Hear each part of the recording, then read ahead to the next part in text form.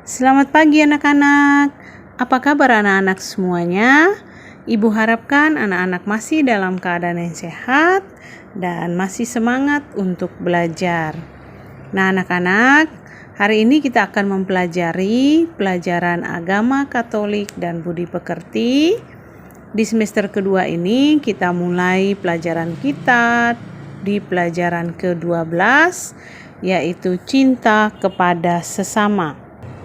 Tujuan pembelajaran kita hari ini diharapkan setelah anak-anak mempelajari topik ini, anak-anak mampu memahami bahwa manusia adalah makhluk sosial yang tidak dapat hidup sendiri tanpa bantuan orang lain, mencintai sesama tanpa memandang perbedaan sesuai ajaran Yesus melalui perumpamaan tentang orang Samaria yang baik hati, dan mampu menciptakan persaudaraan dan kerukunan dalam hidup sehari-hari sesuai dengan kehendak Tuhan.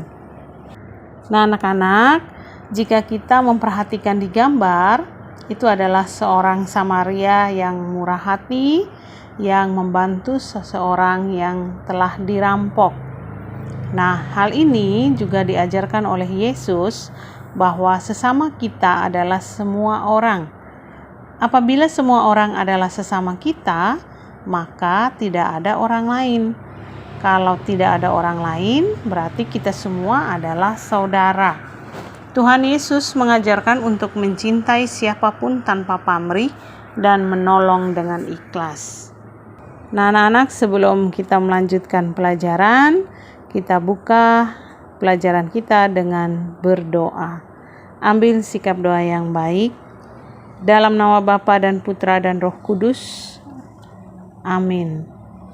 Ya Tuhan, terima kasih atas kehadiran sesama kami yang baik dan mengasihi kami selama ini. Sekarang kami akan belajar tentang sikap mencintai sesama kami. Semoga kami bisa belajar untuk semakin mencintai sesama kami. Amin.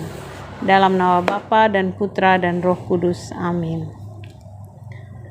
Nah anak-anak, coba anak-anak mengingat kembali kebaikan-kebaikan orang di sekitarmu.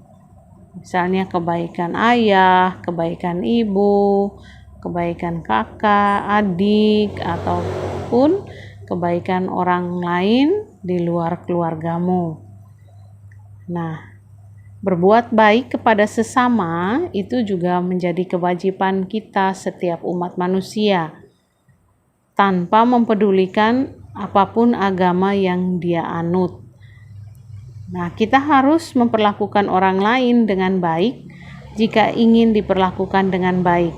Buah perbuatan baik seringkali tidak hanya berupa pahala bagi seseorang, bahkan ketika masih di dunia, perbuatan yang dilakukan dapat kembali kepada kita dengan cara yang tidak diduga-duga. Seperti pada kisah berikut ini, perbuatan baik yang dilakukan secara konsisten dan sabar ternyata memberikan hikmat luar biasa pada seorang wanita. Nah anak-anak, ibu mengajak anak-anak semuanya, mari kita membaca kisah berbuat baik kepada sesama. Ada seorang wanita yang membuat roti untuk makanan keluarganya setiap hari. Setiap hari wanita ini membuat roti ekstra untuk diberikannya kepada orang lain yang kebetulan melewati rumahnya. Dia meletakkan roti itu di jendela rumahnya untuk siapa saja yang ingin mengambil roti tersebut. Setiap hari ada orang yang bungkuk datang dan mengambil roti itu. Akan tetapi, bukannya mengucapkan terima kasih dan menunjukkan keramahannya, pria itu malah menggerutu sejumlah kata yang selalu dia ucapkan setiap hari. Beginilah kira-kira ucapannya. Perbuatan burukmu akan tetap bersamamu, perbuatan baikmu akan kembali kepadamu. Hal ini berlangsung secara terus-menerus, hari demi hari. Pria bungkuk itu selalu datang dan mengambil roti seraya mengatakan sesuatu dengan mengucapkan, perbuatan burukmu akan tetap bersamamu, perbuatan baikmu akan kembali padamu. Wanita itu merasa sebal dengannya. Bukannya berterima kasih, katanya dalam hati. Setiap hari pria itu mengatakan hal yang sama. Apa maksudnya? Pikir wanita itu. Suatu hari, tiba-tiba dia memiliki keinginan untuk menyingkirkan pria bungkuk itu. Dia berniat membuat roti dengan racun di dalamnya. Akan tetapi ketika akan meletakkannya di jendela, dia gemetar dan tersadar. "Apa yang telah aku lakukan?" katanya. Roti itu akhirnya dibakarnya habis dan dia menggantinya dengan roti biasa. Seperti hari-hari sebelumnya, pria itu datang lagi dan tetap mengatakan hal yang sama. Tidak menyadari peperangan batin dalam wanita itu. Perbuatan burukmu akan tetap bersamamu, perbuatan baikmu akan kembali kepadamu. Putra wanita itu pergi merantau, jauh dari tempat tinggalnya, dan sudah berbulan-bulan dirinya tidak mendapatkan kabar tentang keberadaan putranya itu. Wanita ini terus berdoa agar putranya diberikan keselamatan dan dapat kembali padanya. Malam itu seseorang mengetuk pintu rumahnya dari luar. Wanita itu pun membuka pintu dan terkejut ketika melihat sang anak berdiri di hadapannya. Anak itu terlihat sangat kurus dan lemah. Rupanya dia kelaparan. Sang anak menatap ibunya dan berkata, "Ibu, ini keajaiban. Ketika aku masih jauh dari sini, aku kelelahan dan pingsan. Aku mungkin akan mati kelaparan. Tetapi pada saat itu ada orang bungkuk datang melintas dan memberiku sebuah roti," ungkap sang anak. Pria itu berkata, "Ini yang akan aku makan setiap hari. Hari ini aku harus memberikannya padamu karena kamu lebih membutuhkannya daripada aku." Kemudian seketika wajah ibunya memucat dan tersandar di tembok. Dia teringat akan roti beracun yang hampir saja dia berikan pada orang bungkuk itu pagi ini. Andai saja dia memberikannya pada orang bungkuk itu, tentu anaknya lah yang akan dia racun dengan tangannya sendiri. Akhirnya dia menyadari arti kata yang selalu diucapkan pria bungkuk itu. Perbuatan burukmu akan tetap bersamamu, perbuatan baikmu akan kembali kepadamu. Nah, anak-anak, ini adalah kisah yang sangat menarik, bahwa hal yang kita perbuat kepada orang lain akan kembali lagi kepada kita. Nah, setelah kita membaca kisah tadi, mari anak-anak kita menjawab pertanyaan-pertanyaan berikut ini berdasarkan bacaan di atas.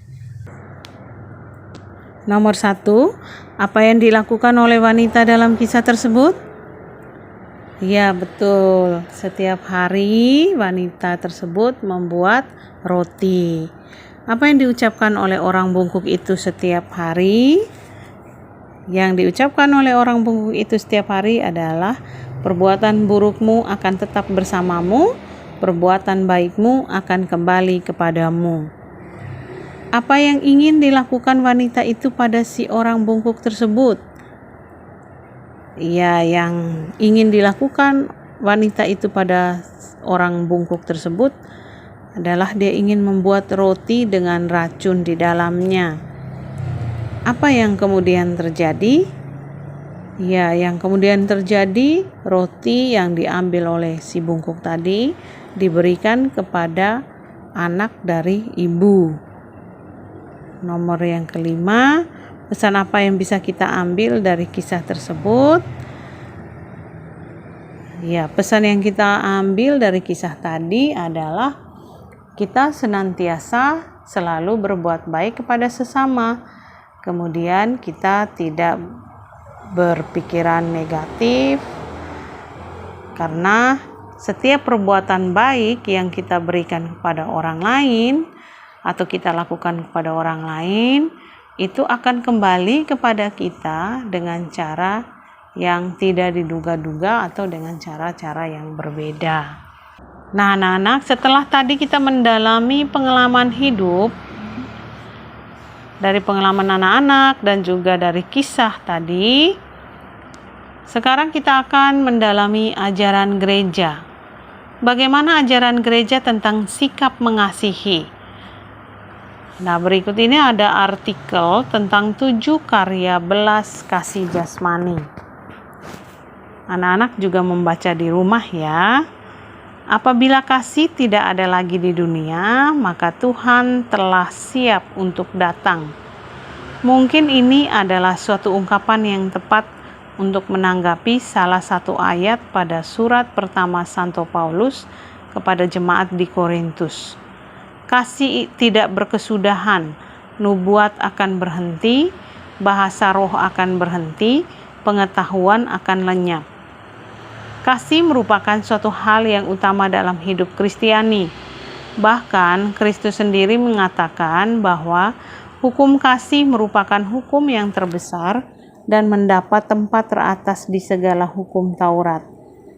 Kristus mengajarkan kita bahwa tidak ada kasih yang lebih besar daripada kasih seorang yang memberikan nyawanya untuk sahabat-sahabatnya. Hal ini menunjukkan bahwa Kristus adalah sentral dari kasih itu sendiri. Dengan kasih-Nya yang begitu besar, Ia rela untuk membungkuk ke dunia menjadi sama dengan manusia dan akhirnya mati di kayu salib untuk menebus dosa-dosa manusia. Kristus sendiri memberi perintah baru kepada murid-murid-Nya.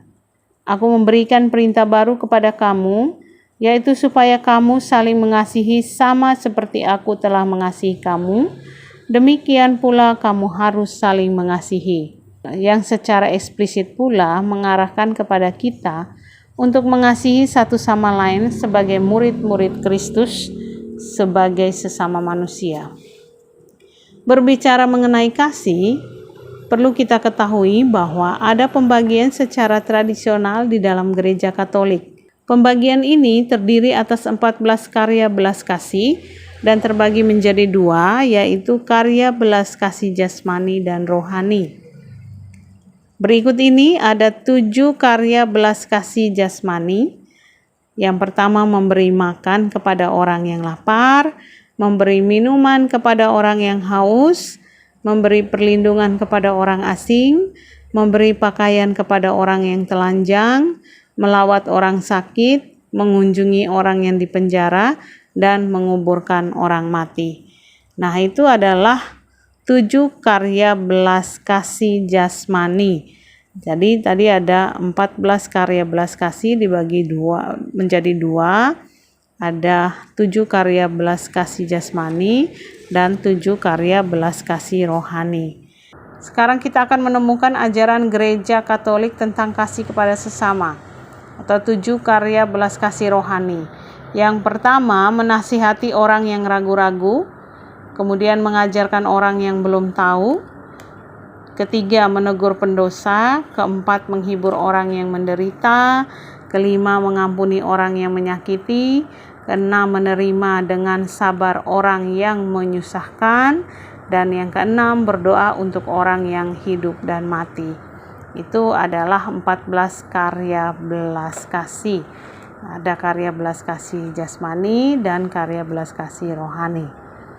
Nah, anak-anak, kita akan melihat ajaran Yesus dalam mengasihi dari kitab suci Injil Lukas bab 10 ayat 26 sampai 37 tentang orang Samaria yang murah hati.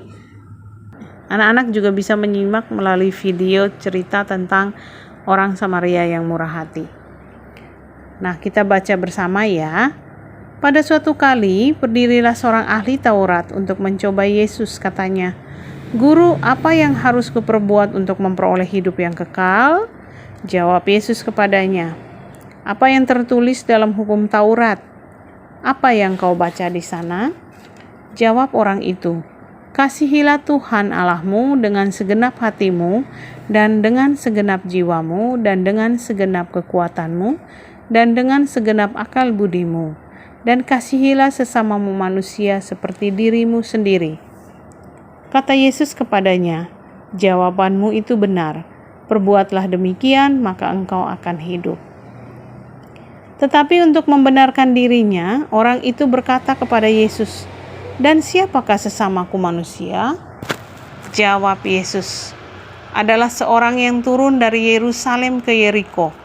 Ia jatuh ke tangan penyamun-penyamun yang bukan saja merampoknya habis-habisan, tetapi yang juga memukulnya, dan yang sesudah itu pergi meninggalkannya setengah mati. Kebetulan ada seorang imam turun melalui jalan itu. Ia melihat orang itu, tetapi ia melewatinya dari seberang jalan. Demikian juga seorang Lewi datang ke tempat itu. Ketika ia melihat orang itu, ia melewatinya dari seberang jalan. Lalu datang seorang Samaria yang sedang dalam perjalanan ke tempat itu. Dan ketika ia melihat orang itu, tergeraklah hatinya oleh belas kasihan. Ia pergi kepadanya lalu membalut luka-lukanya sesudah ia menyiraminya dengan minyak dan anggur. Kemudian ia menaikkan orang itu ke atas keledai tunggangannya sendiri, lalu membawanya ke tempat penginapan dan merawatnya. Keesokan harinya ia menyerahkan 2 dinar kepada pemilik penginapan itu, katanya, "Rawatlah dia, dan jika kau belanjakan lebih dari ini, aku akan menggantikan waktu aku kembali." Siapakah di antara ketiga orang ini menurut pendapatmu adalah sesama manusia dari orang yang jatuh ke tangan penyamun itu? Jawab orang itu, "Orang yang telah menunjukkan belas kasihan kepadanya." Kata Yesus kepadanya, "Pergilah dan perbuatlah demikian." Nah, anak-anak, itu adalah bacaan kitab suci tentang orang Samaria yang murah hati. Orang Samaria yang murah hati adalah sebuah perumpamaan yang diajarkan oleh Yesus kepada murid-muridnya. Perumpamaan ini menggambarkan cinta kasih yang tidak terbatas, bahkan cinta kasih kepada orang yang membenci sekalipun. Orang Samaria adalah orang yang dimusuhi dan dibenci oleh orang Yahudi. Karena itu, si korban dalam kisah Yesus ini sama sekali tidak mengharapkan pertolongannya. Tetapi dari ketiga orang yang melihatnya, justru orang Samaria lah yang turun tangan dan bersedia menolongnya. Orang Samaria yang murah hati biasanya menjadi ungkapan sehari-hari bagi seseorang yang bersedia menolong orang lain, bahkan yang tidak dikenal sekalipun, atau tanpa pamrih. Nah, anak-anak, dari bacaan kitab suci tadi, kita mengambil pesan kitab suci mengenai ajaran Yesus tentang mengasihi, yaitu kita senantiasa bersedia menolong orang lain yang kesusahan, mengasihi orang lain dengan tulus dan tanpa pamrih, dan kita juga senantiasa selalu mencintai sesama kita. Nah, itulah pelajaran kita hari ini, anak-anak. Jangan lupa untuk mengisi refleksi. Bandingkan pengalamanmu dalam mengasihi dengan ajaran Yesus tentang mengasihi. Ajaran Yesus tentang mengasihi sesama. Contohnya, kasihilah sesama manusia, doakanlah musuhmu, mengampuni orang yang berdosa. Bagaimana sikap-sikap anak-anak dalam mengasihi sesama? Apakah anak-anak selama ini sudah mengasihi sesama manusia? Sikapnya contohnya seperti apa? Kemudian apakah anak-anak sudah berani mendoakan musuhmu? Bagaimana sikapmu dalam mengasihi sesama? Silakan anak-anak berefleksi dan menuliskan di dalam tabel yang tersedia. Kemudian anak-anak juga jangan lupa untuk membuat niat untuk mengasihi sesama. Nah, sebelum kita mengakhiri pelajaran kita hari ini, kita sampai pada kesimpulan pelajaran kita hari ini, yaitu manusia tidak bisa hidup sendiri tanpa bantuan orang lain, karena manusia adalah makhluk sosial. Orang lain di sekitar kita adalah sesama kita, baik orang yang membantu kita atau membutuhkan kita, maupun orang yang kurang peduli pada kita, atau bahkan orang yang memusuhi kita. Yesus mengingatkan bahwa sesama kita adalah semua orang. Tuhan Yesus telah mengajarkan kita melalui perumpamaan orang Samaria yang murah hati. Tuhan Yesus ingin kita saling mencintai siapapun tanpa pamrih, menolong dengan ikhlas, tidak mengharapkan imbalan, tidak mengharapkan balas budi, tidak mengharapkan dikenang, dan tidak mengharapkan nama baik. Alasan orang Samaria menolong orang Yahudi yang dirampok adalah kesamaan sebagai manusia yang di mata Tuhan adalah baik dan mulia. Sudahkah aku bersikap seperti orang Samaria terhadap teman, saudara, dan siapapun bahkan musuhku? Nah, anak-anak, Tuhan Yesus mengkehendaki bahwa kamu dan semua kita itu harus saling mencintai. Tuhan pun akan senang melihat jika kita selalu hidup rukun dan bersaudara. Jadi kita harus menolong semua orang karena Yesus mengajarkan bahwa sesama kita adalah semua orang. Nah, anak-anak, itulah pelajaran kita hari ini. Terima kasih sudah belajar bersama Bu Maria. Kita tutup pelajaran kita hari ini dengan berdoa. Dalam nama Bapa dan Putra dan Roh Kudus. Amin. Ya Tuhan Yesus, terima kasih karena kami dapat belajar bersama hari ini tentang mengasihi sesama kami, cinta kepada sesama. Mampukanlah kami untuk mencintai sesama kami tanpa memandang perbedaan sesuai ajaran Yesus, agar kami dapat menciptakan kehidupan yang rukun dan persaudaraan yang baik dalam kehidupan kami sehari-hari sesuai dengan kehendak Tuhan. Kami serahkan semua kegiatan kami hari ini ke dalam tangan-Mu Tuhan. Terpujilah nama-Mu ya Tuhan. Amin. Dalam nama Bapa dan Putra dan Roh Kudus. Amin. Terima kasih anak-anak sudah belajar bersama hari ini. Tetap semangat mengerjakan tugas-tugas. Tuhan Yesus memberkati.